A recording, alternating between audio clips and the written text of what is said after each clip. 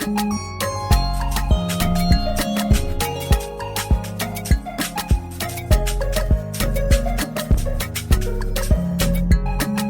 everybody. This is Paul Herman, the Prince of Motivation and host of Zaka Presents My Journey. We're creating this vulnerable and positive platform. You can get inspired and motivated from different leaders from our community.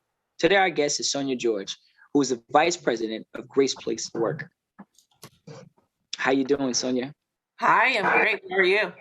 I'm doing fine. Welcome to the show. I'm very excited to have you on. Obviously, being an executive, I know a lot of our listeners are always eager to hear from executives and what's been going on in corporate America and some of the things that they could be doing to improve and get some information to kind of elevate themselves in that environment. Mm-hmm. But, before we actually talk about, your corporate life and family life and all the other great things you got going on, could you just give us a little bit of our understanding where you're from, give us a little bit of your background? Oh, absolutely. And thanks for having me.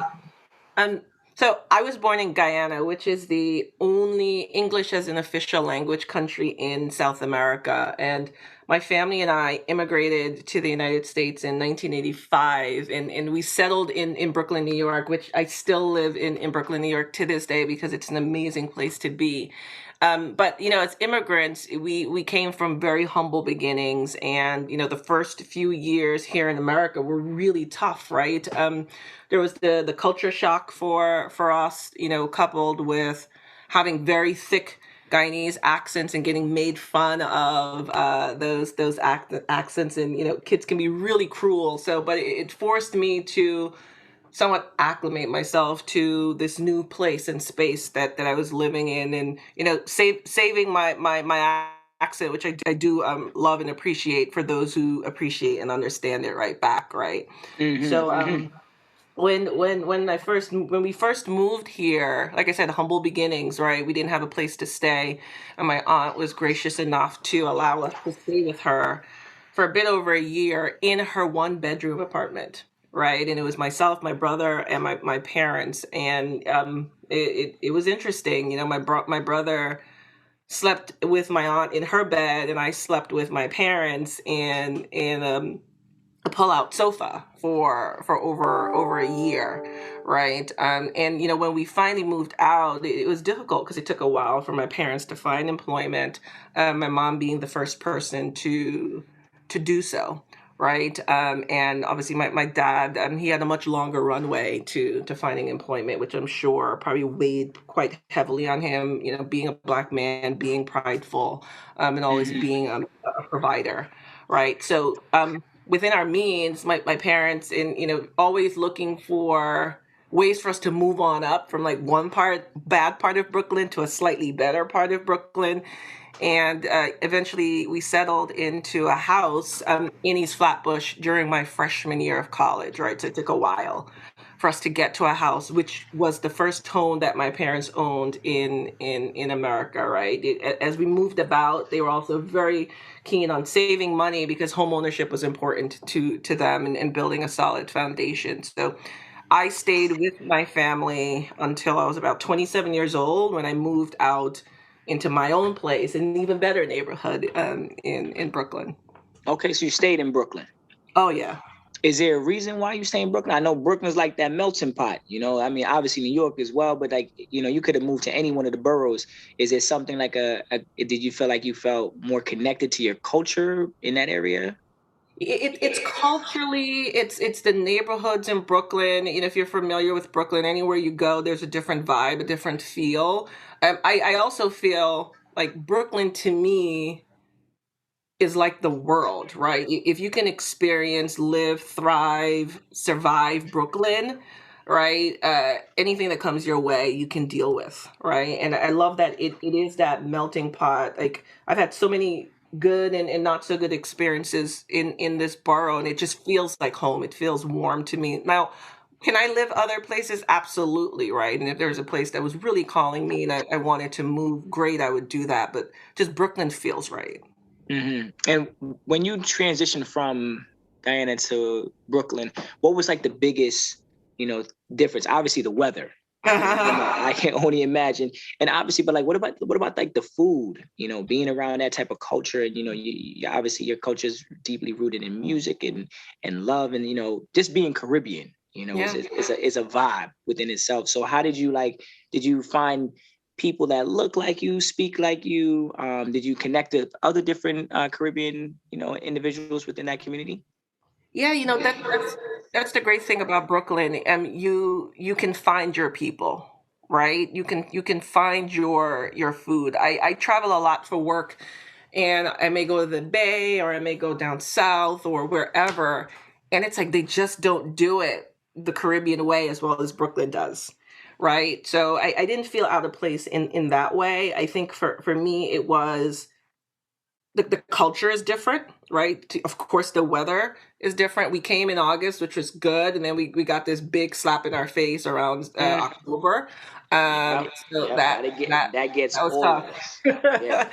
Exactly. Yeah. So it was the weather, it was the culture, and also seeing people that you weren't used to seeing, like seeing white people in Guyana. It's black, it's Indian, and a sprinkle of Chinese, right? And those are the people that you're used to being around. So being around white people and experiencing the differences and the separation of black and white, that for sure was probably the biggest shock for me, but also something that I grabbed a hold of because that helped shape who I am today and understanding how best to navigate this crazy world that we live in. Mm, mm. Yeah, no, I could only imagine. Obviously, being from the Bronx, that was one of the beautiful things about being in the Bronx. Like you said, you could find your people. Hmm. But you have to obviously go out there and look for it. And I Right. think that you had mentioned about your parents were, struggling to find work. Like, how did that take a toll on you and your family at that time? We were young and we didn't know any better, right? I was 6, my brother was 8, and that was just life, right? We came, we had to go to school, and they were still our parents, whether they had a job or not, right? Just the Caribbean household, really strict, right? And with that, it's business as usual, right? It's just they just didn't have a job. We still had a roof over our heads. We were still eating. So for us, there's no difference, right? Because they didn't make it feel any different in any other situation. Now, to some of the listeners, I know that's probably one of the things that they're probably going to be questioning. Could you just tell us geographically where Guyana is located?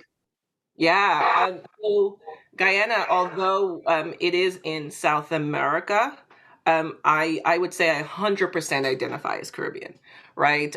Like I mentioned before, we are the only English speaking or English as an official language country in South America because Guyana was colonized by the British, which is similar to many of the islands in the Caribbean, right? That's why we have that connection. And also, many of the Caribbean islands, the racial makeup is similar to that in Guyana. Black, Indian, and Chinese. And I think most, if not all, of the other countries in South America, they have a Latin influence, right? So, although to me Guyana is like the quote unquote stepchild of the Caribbean, I think for sure we are fully welcome and embraced like one of the official children, which is cool. Now, I think that I want to kind of ask, like, obviously you're schooling. I know right now Mhm. you're, obviously the VP at Great Place to Work. Could you just express to us your upbringing with school? How did it inspire you to get to where you are right now? Hmm. So I knew I wanted better, or I wanted to be better than the neighborhoods that I was raised in, right? Or the neighborhoods that raised me.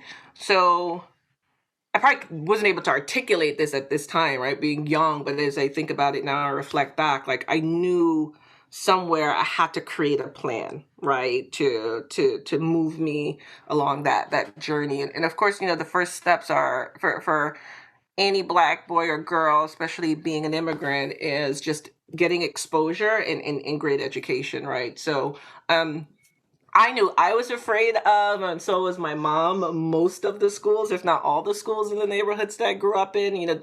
The crime rate was really high, the education was subpar.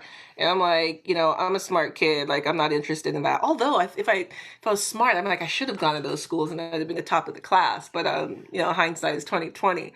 but I said to myself, okay, I need better experiences, right? But I don't know how my mom did it. My mom, who had to drop out of school at 13 so that she could take care of her nieces and nephews, she has that hustling mentality for sure. And she was able to get me into schools that I was not even zoned for. So after I think heading into junior high school, some call that middle school.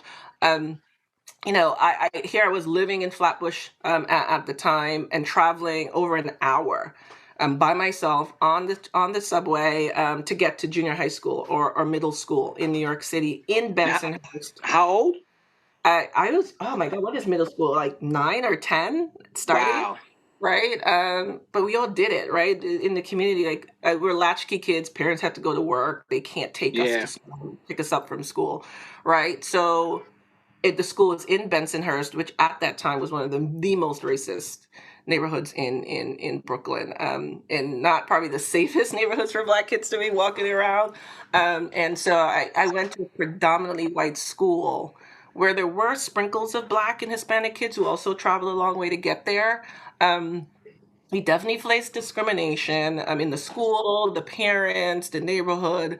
But I think for me, I was fortunate to be a smart kid. I was in the gifted class at that school. I worked my butt off to do well, right, in school, to help jumpstart my journey. And with that, just getting the attention of other teachers in the school who saw the potential that I had.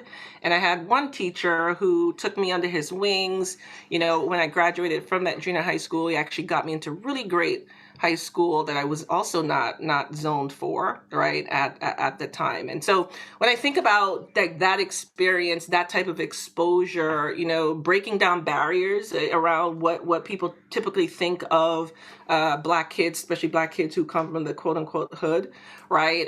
I was able to do that, and that was because I was exposing myself and putting myself in situations that I wouldn't typically be in otherwise. So I think for me, what I love about growing up in Brooklyn is, like I said, the fact that I'm exposed to people of all walks of life. And like I said, if you can make it in Brooklyn, I think you can survive anything that comes your way. Hmm.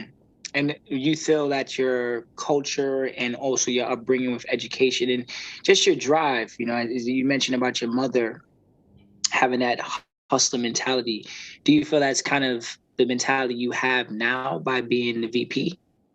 Yeah, of course. I think even more so, which is interesting.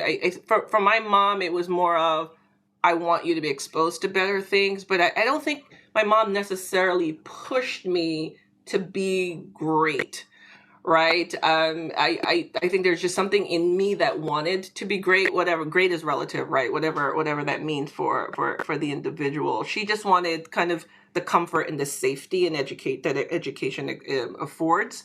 But for me, I wanted to take that a step further, right? So as I think about my son now, who's 6 years old, I'm like, it's greatness or nothing, right? And but not to the point where it's like this kid is just afraid of getting a 90 on a test. But it's if you get a 90, why did you get a 90? What did you learn from getting a 90? What can you do better to improve next time, right? Always learning, exposing yourself, and always working to be better than you were the day before. Ooh, you know what? That's one of the lines that I say when I'm in my motivational seminars. I would say success is waking up knowing that you're better than the day before. That's it.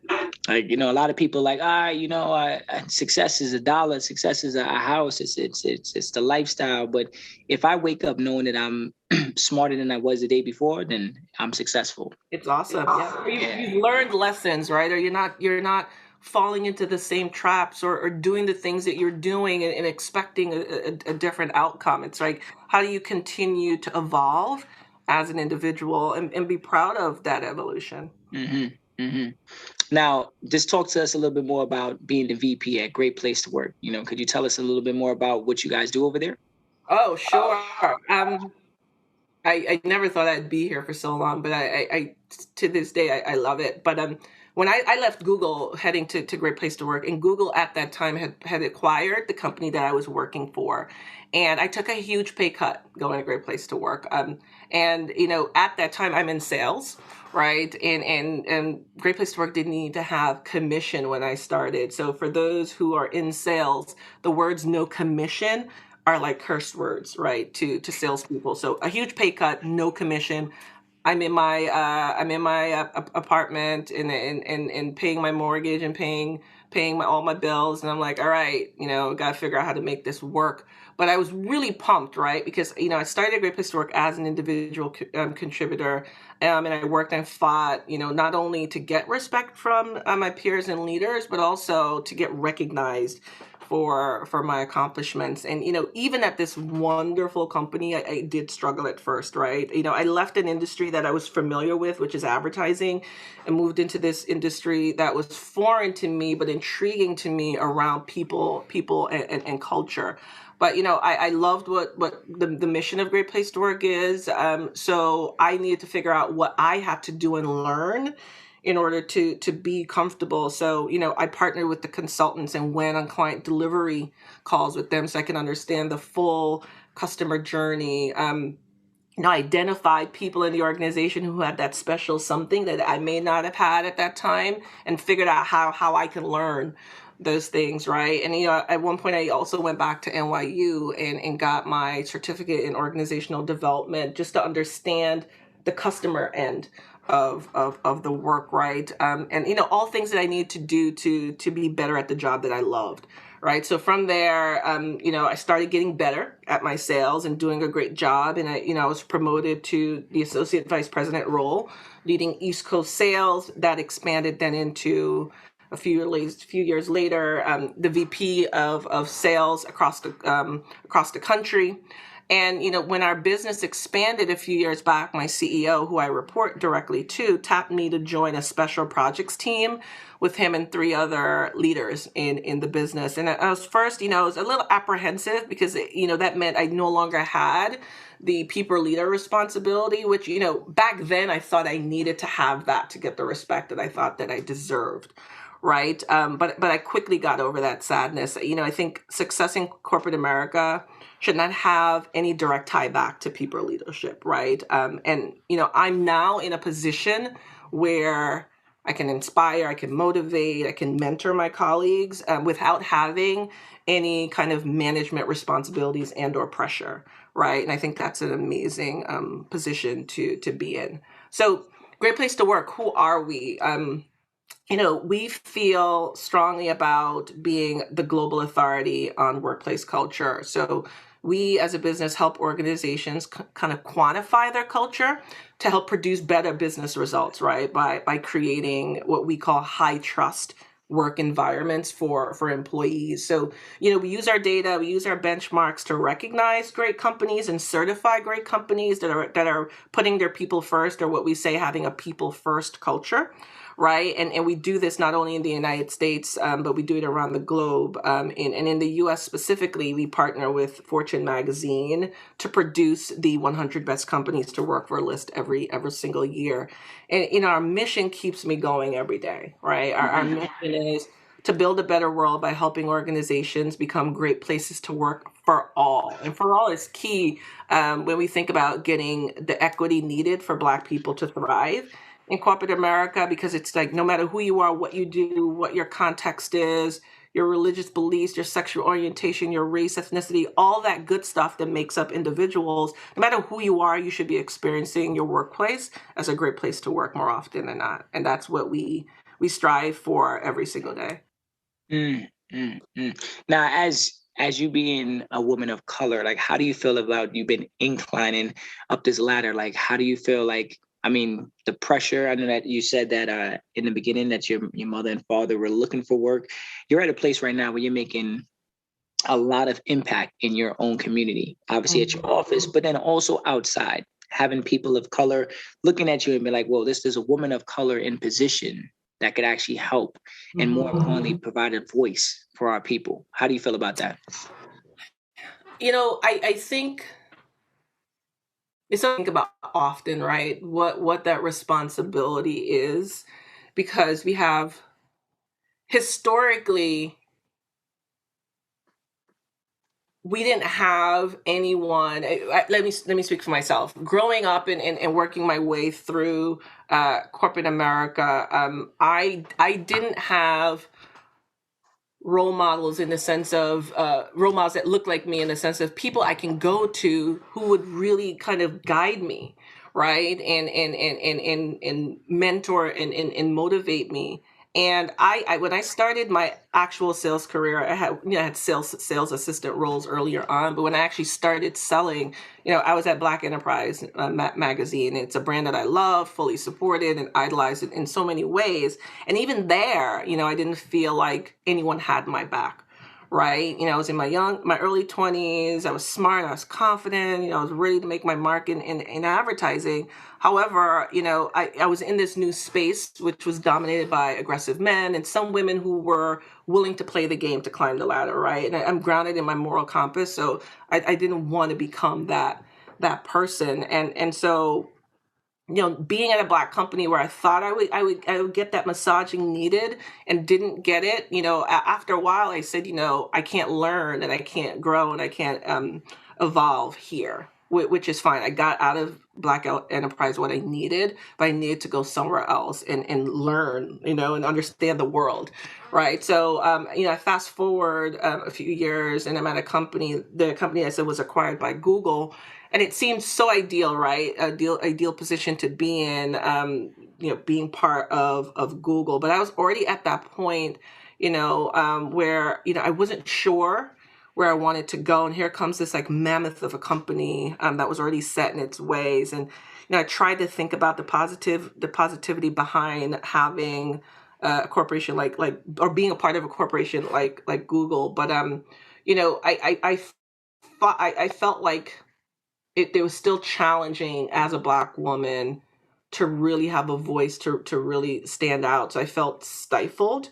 And, I struggled with the fact that even at this company that said they were about the people at that time, right, I felt like my white colleagues got all the best accounts. At certain points, my sales credit was actually given to other colleagues. Ideas that I had were overlooked, and there wasn't an outlet for me, right? There wasn't an individual or a place I can go to get support.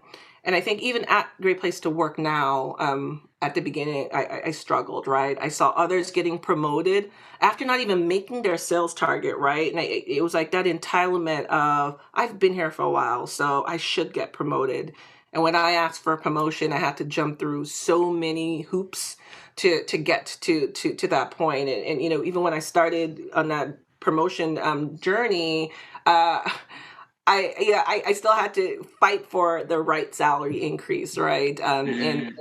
And the one thing, I struggled with that at first. And I think many people, minorities or women struggle with like talking about money and talking about why they deserve the pay that they deserve. And I said, I'm tired of crying about this, so I gotta go figure it out, right? You gotta be the change. Exactly, right? You gotta be, and when you're saying that, it's funny you said that about like people of color or women, about the money thing. I remember on one of our earlier podcasts, someone had said the same exact thing. The same exact thing. So it's not just like something that one person feels. It's definitely something out there. It's a stigma that we have to kind of figure out a way to kind of go through that and break it. And that's the thing that you talk about, right? And creating that community, it's not taboo. Talk about this stuff. It's important, right? I always say to my Black female community, it's like, we talk in pockets about our struggles, right? But how powerful would it be if we had a platform or a voice where we can impact the masses, right? Like, you're not alone in this. Let's figure it out together. Like, you don't have to struggle in silence, right? And so for me now at this stage in my career, it's like, how can I help others? Right. We have great talent, a great place to work. We just started, we're a year in for our new Black ERG. And our charter is very, very, very specific. It's about the development and the promotion and the advancement of Black employees, a great place to work, right? All of the celebratory stuff about Black people and the educational stuff about Black people, it's like, y'all go do that work and figure that out yourself, right? We're here to make an impact so that Black people can get the recognition they deserve, make more money, and climb that ladder of success, right? And so it's like giving back and teaching them about what you've experienced so that they don't have to experience those things, and also being that person who they can go to when they're struggling, right? People that we didn't have to tap on when we were going through whatever it was we were going through. Mm-hmm. It is a struggle, and I know that someone like yourself, I mean, you've been doing this for some time now. Like, how do you mentally, you mentioned about your colleagues being promoted and you not. You're talking about, like, you're in situations where you're trying to ask for pay increases, but it comes down to like people questioning that pay increase. How do you mentally, like, one, prepare yourself for that type of struggle, or how do you even find a way to kind of like move past it? Because sometimes we as a community can kind of hold that a little bit, we kind of hold a grudge. You kind of like, that's when people get depressed. That's when people start not putting in the amount of work that they should be putting in their office. They're like, you know what, I'm just gonna go to the office and just do what I got to do and get out of here, right? And that's when you're like, because you could go left or right when those things happen. So how did you manage to stay positive and continue to climb up that ladder with these struggles in front of you? Yeah. Well, I think one of your last guests talked about this whole concept of working smarter and not harder, right? Because you'll hear people say, "I'm working so hard and I'm not getting to where I want to be," and I go, "What does that working hard look like?" Right? And then you can find all of like the holes where the working hard just doesn't make sense, right? So it's like, take a step back, right? Release, right? A lot of emotion comes along with this, so let that emotion out. It's the natural thing to do, so you can have the clarity needed to focus on what the heck you got to do, right? And so I'm always like, be planful. I plan everything, right? I plan understanding, who am I having these conversations with, right? Who are my allies? Who are the people who are my greatest blockers? What do I need to learn about those people, right? How they think, how they react, how they move in the world, right?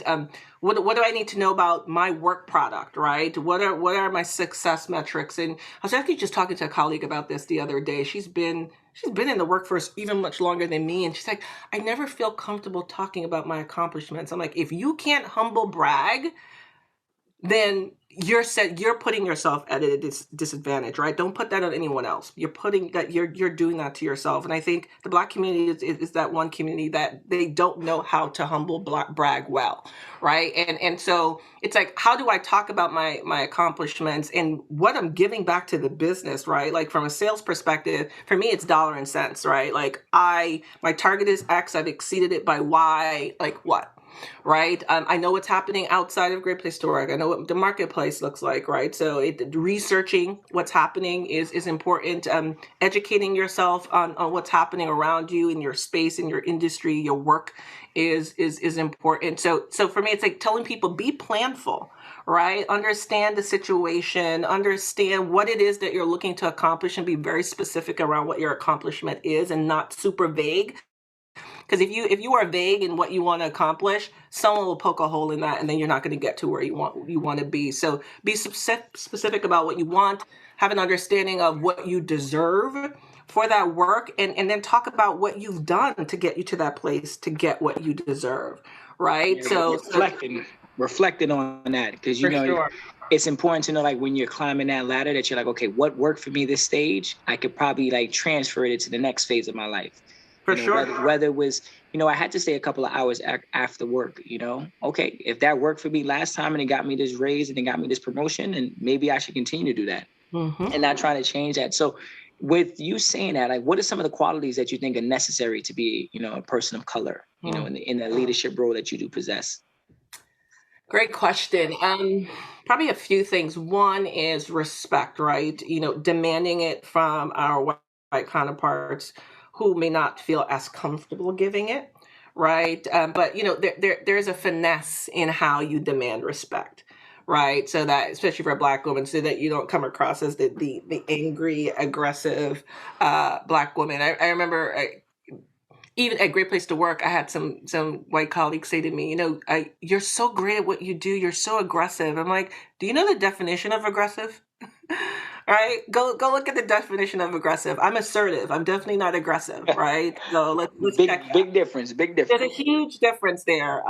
But aggressive is just what's tied to the fact that I'm a Black woman. So demand that respect and have them respect you for who you are as a full person, and not overlook your skin color. One colleague said, I don't see color, and I told her how much I hate when people say that, right? Because I'm like, I'm Black. I love being Black, and if you don't see me as being Black, then you don't know me. Right. And I don't want to be anything else but Black. So, yep, Sonya is that Black girl, and that's okay. I don't have any problems with that. So that respect is huge. I think, being confident and being the expert in your work is important, right? So that kind of humble bragging that I talked about. And if you know your stuff, no one can deny that. I think resiliency is important. Like I said, I had so many setbacks in my journey, and I'd give myself a moment to be sad, sometimes get depressed about it, but always pep talking myself to get back on the horse, and while learning from my mistakes and also mistakes of others, right, and then come back even stronger. And so that's huge for me. I think as a Black leader, being comfortable in being in your skin, like I just said, own your Blackness. Years ago, I put braids in my hair for the first time, and I was nervous because no one had ever seen me with braids in my hair, and I'm like, shoot, I don't know how they're gonna like this. And I was talking to a client. And she and I had many conversations, and we finally decided to meet in person. She was down in Florida, and I showed up to the meeting, and her eyes just popped out of her head. She's like, "Who is this Black girl in braids?" Right? And I got over that, like a really, like, you never saw a Black female in braids before, but in her mind, it's like, Black women with braids work in corporate America. And I embraced it because I was ashamed of it at first, and I'm like, what is wrong with me, right? And I embraced it, and I'm like, you see what you see, but I deliver what I deliver, right? You figure out all the rest. Right. So it's like, just be comfortable in your Blackness. And I think for me, the last piece is just have a voice, have a point of view, have your conviction, because you have others who may be looking up to you. And if they see that you're meek and mild and passive, then they too then think that that's how they should show up. And, if you think about our culture, that's a Caribbean way of being, right? My mom was always like, oh, don't make them mad. Don't say anything. Just go to work and do what you got to do and come home. I'm like, what are you talking about? Like, how am I ever going to advance? How am I ever going to be better? Yeah, but, and I'm like, no, I'm not doing that. That's not me. And if I'm going to be a role model for other Black people, we got to break that stereotype, and we got to break it. Well, you definitely are doing it. You definitely are doing it. And it obviously is a very hard thing to do at times. And sometimes you don't even take time to even acknowledge the amount of work that you're doing that is inspiring other people. So just letting just having this conversation with you, you are inspiring all different walks of life, but definitely you're definitely inspiring those Black women, those women of color, to like really be like, okay, look, let's really step up. Let's really get united when we're at the job front. Because you're right. You could easily let things pass by. You know what? It ain't meant for me. You know what? It's not my time. But you've found a way to be like, no, it is my time. I put in the work, coming from the Caribbean, going to Brooklyn, leaving Brooklyn, and inclining in your academics and, your schooling to then going into corporate America. Like, you're always inclining. You're always looking for the next best thing for you and not to impress anybody. So shout out to you for that, because that is a very hard thing. You could lose yourself in corporate America. Oh, yes. You could really tap into something totally different than what you were when you walked in. Greed, stepping on people to get to where you need to get to, not even acknowledging your own culture. Yo, you know what? I'm not Caribbean. No, I'm just Black, but I thought you were, no. The accent, cutting it out, or just the fact of your braids, you were like, well, you thinking twice about it, but you're like, this is my culture. This is what we do. I'm gonna do it. And, people will And it's funny when it happens, people will look at it and be like, some people might be like, what's going on? But then other people are going to be intrigued and be like, tell me more about it. Yeah. And that's a way of us kind of putting our culture on a platform so that other people could see it and actually study it, be about it, read about it, and also feel the love that we have for it, because it's important, passing that stuff on. So kudos to you. 100%. I think as a Black woman, who has like inspired you, to be the leader that you are today? Like I know there's a lot of people, it doesn't even have to be a female, but just in general, I know that you might have mentors or had mentors in the past, but like who do you look to as like inspiration? Mhm. That is a great question.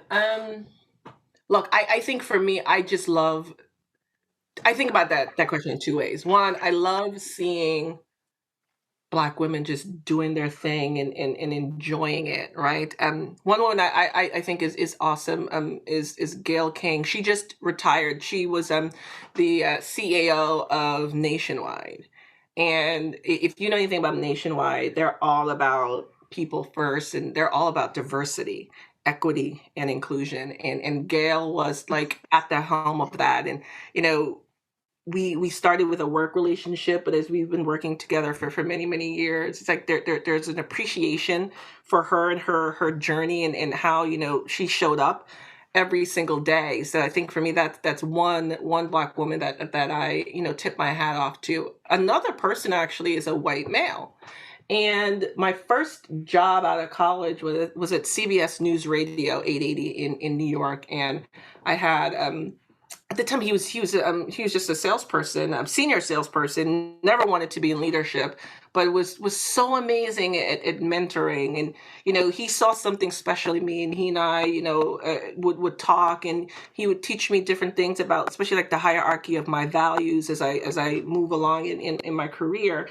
And he told me a story about his beginning, which I appreciated. And I didn't look at him as this white man guiding me, but as a human being, because he said, prior to him getting into media sales, he was in the army, and he was in combat, and he hated combat because it gutted him every time he had to fire a gun, right? And so he went back to whomever his sergeant or whomever that person was and said, look, I need to do something different. I can't go on the battlefield every single day.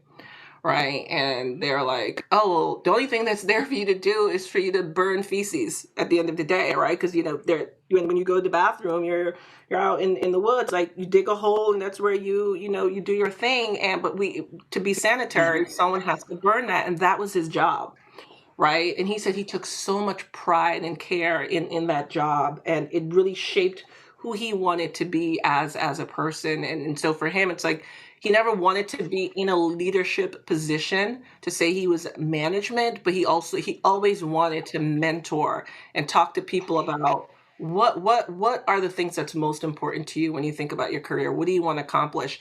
And he's since retired. He's in his 70s now. He's like living in his big house in the Hamptons, but ever so often, I'll shoot in an email or send him a text and say, hey, thinking about you, whenever I get caught up in, not being in a good place, I think about you, and it kind of pulls me along, right? And I'll shoot him a note and say, hey, just wanted to say hi. So I think those are the two people that stand out for me. Okay. Well, I appreciate you sharing that with our listeners.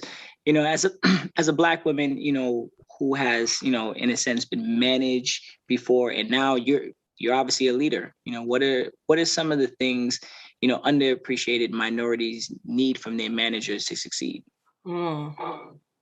I would say two things come to mind.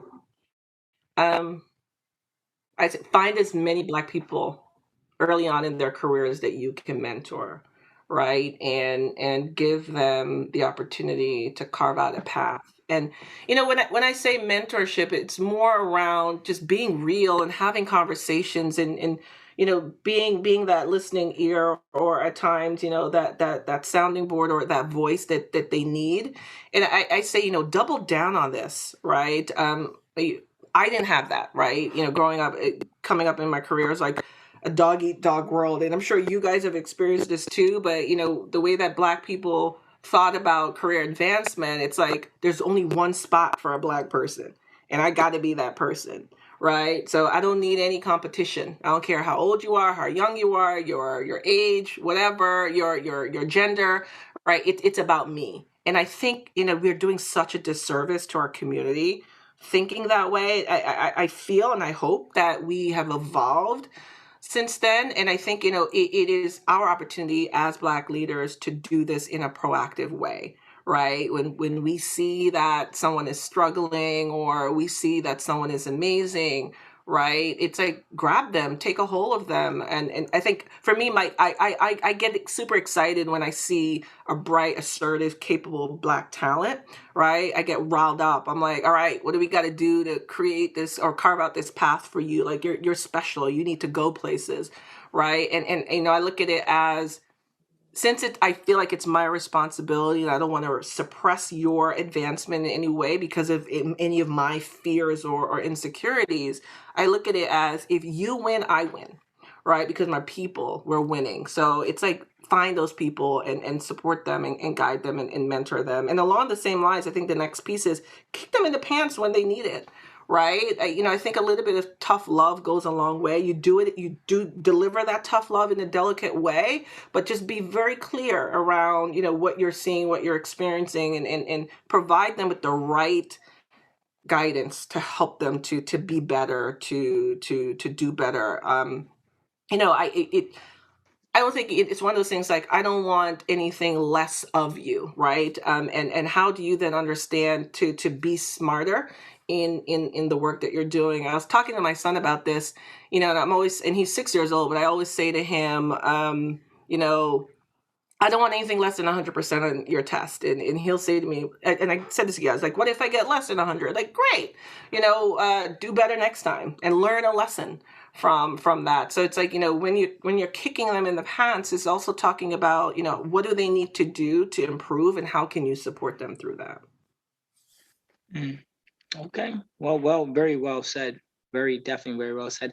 I know that we're coming towards the end of our interview, and I one thing that I'm very intrigued in knowing is, I know that your son, I believe, is an actor. Yes. So obviously, you being a high rank executive and also a mother of a child who's obviously an actor, how are you balancing and working on with the traveling of him shooting and obviously you and your travels and your job? Like, how are you managing that? I'm smiling because it's like, one, there is no balance, and two, it's like you manage it day by day, right? Look, I'm fortunate to work at an organization that understands we're people first, our family comes first, right? And it's the work that we do, right? We can't like speak the hymnal and then do something different behind the scenes, right? So I know that because I have a solid support group, I can do what I need to do to support my son, and they also don't have any reason to question where I'm working or when I'm working, right? Because my work product is great. And I do, to your point, I think we were saying stay later if you need to stay later. It's like, I do what I need to do to get the work done and not just, like give it my half-ass approach. It's like, I go hard, I go above 100%, right? So I work until I get the work done and get it done right. Sometimes I'm working, I'm in meetings while in my son's trailer. My CEO and I have been in many meetings while I'm sitting in my son's trailer while he's on set, or I'm in my car because my son is on set and the car is the only quiet place that I can go to have a meeting.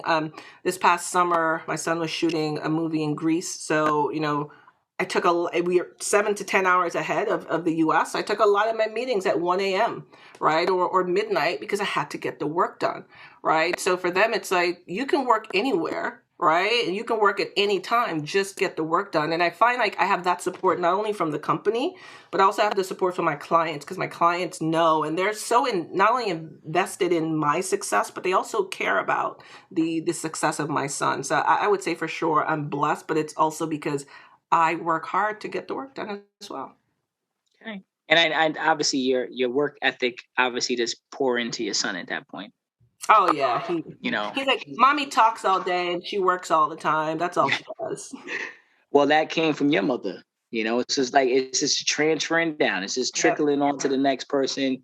The apple doesn't fall too far from the tree. For you know, sure. as they always would say, you know, so you're not obviously inspiring just the people within your community at your office, but you're also inspiring your son in the beginning of his journey, you know, being an actor, and the challenges that he might face as a young Black male being in that environment as well too. So with having real life stories and real life experiences, you know, to kind of share with, you know, the younger youth is always a blessing.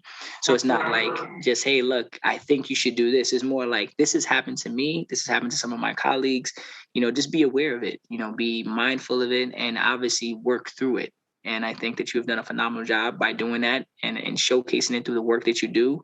Kudos to you, you're in the company as well. And I'm looking forward to seeing you in the many years, still inclining up that ladder at your company, because it is very hard in corporate America. And you found a way to make it to that executive level and to give that knowledge back to people. So I know you have a very busy schedule.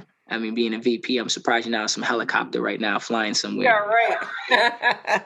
You know, that's always been a dream of mine. Like, you know, I got to be a VP so I can get a helicopter. You know what? I don't want to fly private. If I go down, we all going down together. Just put me in first class. Got you. I got you. That was the joint growing up in the Bronx. I'm like, damn, all these VPs, they got helicopters that land on top of roofs. Yeah, I need that in my life. But again, I just want to say thank you so much for just sharing your love and your information with our community. You know, I know our listeners are definitely going to take in a lot of the words of encouragement that you've given to us, and obviously utilizing that in their journey and stuff. So we thank you again for just joining us today on this podcast. It's my pleasure. Thank you for allowing me to yap for the last hour. Nah, you good. You gave a lot of great gems right there. So, your listeners, if you want to hear more stories like Sonya, check us out on ZakaConnect.com or follow our feed Zaka wherever you listen to your podcasts. Thank you again, Sonya, for being on. Cheers.